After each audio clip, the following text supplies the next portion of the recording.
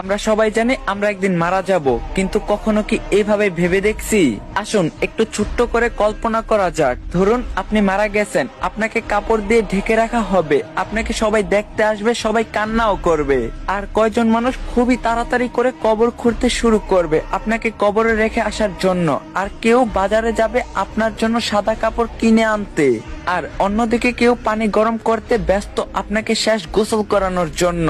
পানি গরম করে আপনাকে একটা খাটে শুয়ে গোসল করানো হবে। তারপর আপনাকে একটা সাদা কাপড় পরানো হবে, সাথে একটু সুগন্ধিও লাগিয়ে দিবে।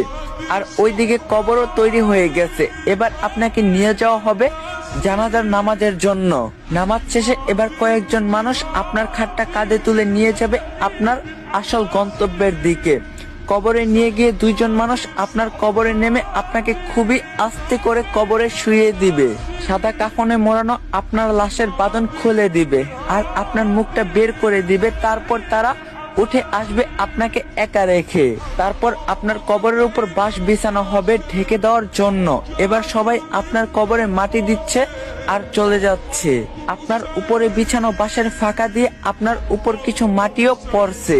এবার মাটি দেওয়ার শেষে সবাই দোয়া করে চলেও যাচ্ছে সেই 3.5 হাত অন্ধকার কবরে আপনাকে একা রেখে।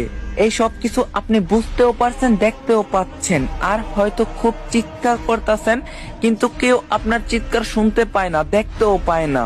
এবার শুরু হবে আপনার দীর্ঘস্থায়ী কবরের জীবন। কিছুদিন পর ধীরে ধীরেই সবাই আপনাকে ভুলে যাবে, আপনজন বাড়ির লোক সবাই সুন্দর আনন্দে জীবন কাটাবে। সবকিছু ঠিক আগের মতোই চলবে, সব থাকবে, শুধু থাকবেন না আপনি। এখন একটু চোখ বন্ধ করে ভাবুন, যদি আজকে আপনি মারা যান তাহলে আল্লাহর কাছে কালকে কি জবাব দিবেন আপনি? চেষ্টা করবেন 5 ওয়াক্ত নামাজ পড়ার। আর বহুদিন পর ইসলামিক কন্টেন্ট নিয়ে ব্যাক করলাম।